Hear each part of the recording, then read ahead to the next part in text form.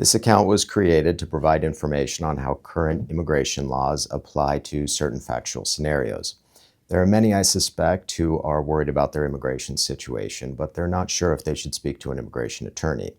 Keep in mind, and I cannot stress this enough, that immigration law is unbelievably fact-specific. So even if you think that your situation is nearly identical to one of the ones that I go over here, you still need to speak to an immigration attorney personally. Even the smallest factual changes can make a big difference in the outcome. That said, this is not legal advice. I'm hoping this will merely help educate people as to how the immigration laws work, because I know there are a lot of anxiety exists in certain immigrant communities. Also, immigration laws and procedures will likely change quite a bit in the months to come. So what might be accurate and current at the time of this recording very well could change in the weeks to come, maybe even tomorrow. Military parole in place, sometimes called MPIP or MPIP, basically it will forgive an unlawful entry into the United States. So depending on how you entered the United States, if you entered illegally or legally, that can make you eligible for adjustment of status. Now, if you entered illegally, you generally are not eligible for adjustment of status. You need some other basis, whether it's 245I, which I've discussed before, or this, which is military parole in place. So a lot of cases will involve undocumented parents, and maybe their child, who is at least 18, joins the military as a way to help their parents, okay? Some of them just join because they want to join, but I've seen plenty of situations where the child, says, okay, this is our only way to get my parents legalized, so I'm going to join the military, Army, Navy, the reserves, those are all, National Guard, those are all eligible for MPIP.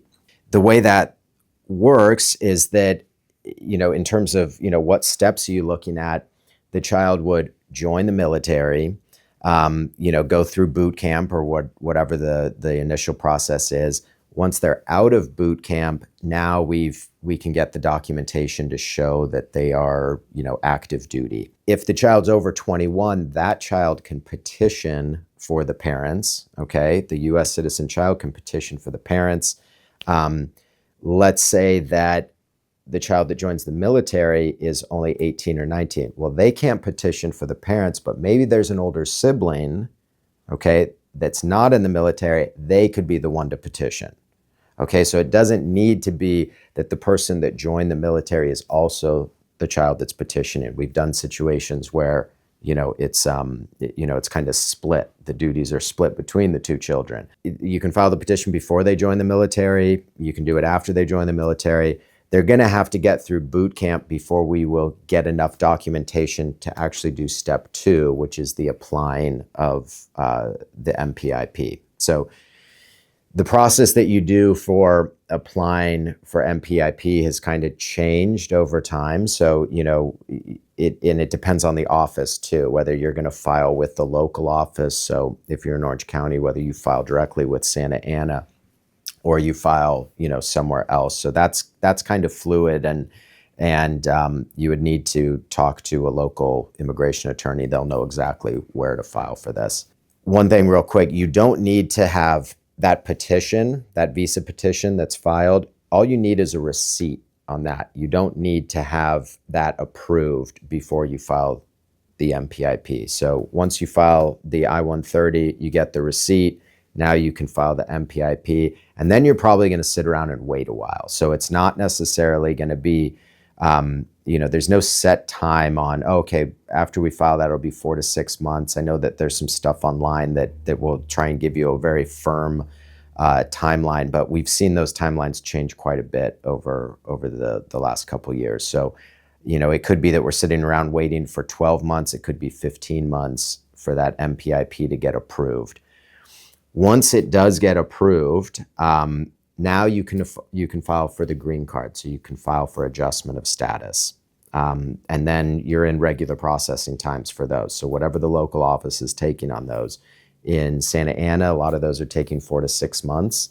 In LA, it's probably closer to a year, but the green card processing, which is the final step, that's going to be a little bit easier to predict generally.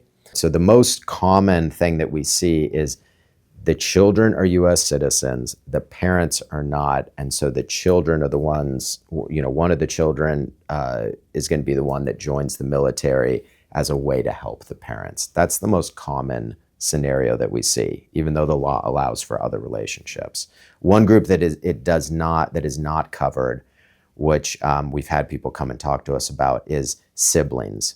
So let's say the parents came to the United States, 20 years ago, and they had a child already that was born in Mexico. And then they had another child that was born in the United States. And that child that's born in the United States eventually gets older, joins the military, and can help the parents. Well, that child cannot help the sibling that was born in Mexico. Okay, so we've had those cases come in, and we've gotten that question a lot, but that it won't benefit siblings, just parents in those situations. Yes, it is still available. Okay, just to give you a little bit of history,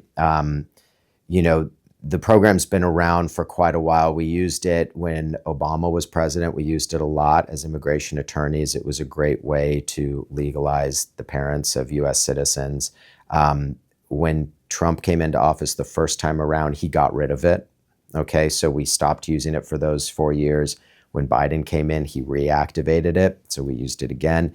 And now that Trump's come back into office, I was anticipating that he would get rid of it again, but he has not done that. Okay, and I believe one of the reasons he hasn't done that is that my understanding is that the Defense Department, the Joint Chiefs, have stated that this program actually helps them quite a bit in terms of recruiting and having enough service members that are ready in case we get into a conflict, meaning that a good portion of the people that are in our military are there because they're trying to benefit from the MPIP program. So that might be a reason they haven't gotten rid of it yet. But it's been a year and a half since Trump's been in office, and he hasn't gotten rid of it yet. So that's a good sign that this will remain hopefully in place for the next few years.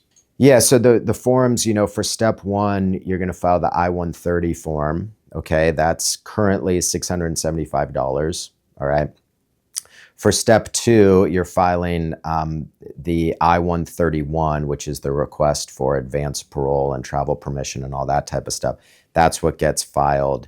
Off the top of my head, I don't know the fee for that one. I would think it's about $630, maybe, something around there. Okay. And then for step three, that's the I-485. So that's the actual green card application. And that is currently $1,440 fees to USCIS.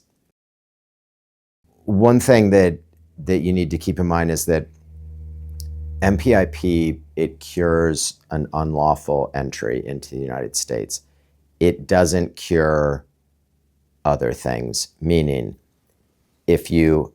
let's say you tried to enter the United States, you were caught at the border, and you were given an expedited removal, okay, which is basically a deportation order not issued by a judge, but issued by a CBP officer, okay? And then 3 days later, you tried to come into the United States again, and you were successful that time. MPIP is not going to help you. Okay, because you have a deportation order. Okay, so it does not cure that. It just cures the unlawful entry. So if you've been caught at the border once or twice or whatever it is, you need to get an attorney to do a FOIA and review your record to see, what was done at the border. Okay, because if you tried to come in one time and you weren't caught and you've lived here ever since, okay, MPIP is great for you. All right, but if you were caught at the border, they could have given you a voluntary return. They could have given you an expedited removal. There's a number of things that could have happened there. So you need to know what happened there before you try and pursue this. Another thing is, if you've been in immigration court before. So, I remember when I was younger, I was in immigration court with my family, but nothing ever came of it. Well, you might have a removal order from that. You might have a voluntary departure that you took in immigration court. So if you have any history in immigration court, again, you need to have an attorney pull your records and see, okay, what's your history here? Because MPIP can be a great solution for certain cases, but it's not a cure-all. It doesn't just get rid of anything you have on your record. So that's probably the biggest thing I've seen. We do a lot of these cases. We probably average maybe 3 to 5 of these per year, something in that range. So yeah, we do a lot of these cases. We're well versed in what qualifies, what needs to be filed, what supporting documentation, where you're supposed to send it, all of that type of stuff, which, when you look at some of these timelines that I'm giving, a typical MPIP case from start to finish will probably take about 2 years, would be a reasonable timeline. But that's always going to assume that you're sending in the right documents at the right time and you're sending them to the right places and that sort of thing. Because if you're missing something, then you're going to get a request for evidence, and now you're starting to add 4 months, 6 months, maybe even more to the process. So that's kind of the biggest thing.